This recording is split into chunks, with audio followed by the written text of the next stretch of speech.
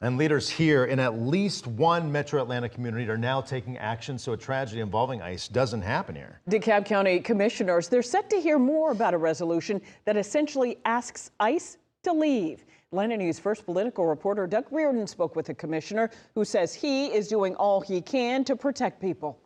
Yeah, and he is not alone. Dozens of protesters showed up here along Howard Avenue in DeKalb County today demanding that ICE change the way they operate in communities all around the country, including this one.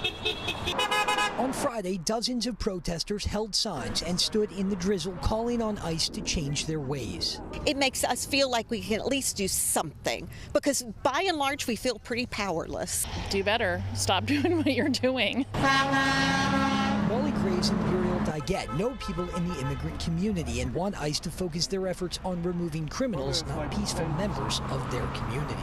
We do need immigration reform, but it needs to be compassionate and not this way. We cannot kick everyone out of our country. Next week, Commissioner Ted Terry tells Atlanta News First he'll make that call official, introducing a county resolution that will demand ICE stop what are called Metro Surge operations in places like DeKalb County.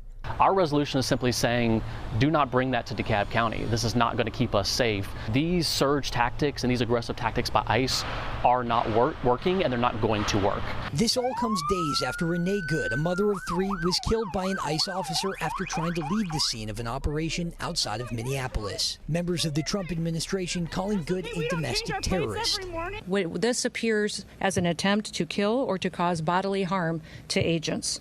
An act of domestic terrorism. I can believe that her death is a tragedy while also recognizing that it's a tragedy of her own making. And according to ICE's own data, 2025 tied the deadliest year for people in their custody with 32 fatalities in DeKalb County. Doug Reardon, Atlanta News First.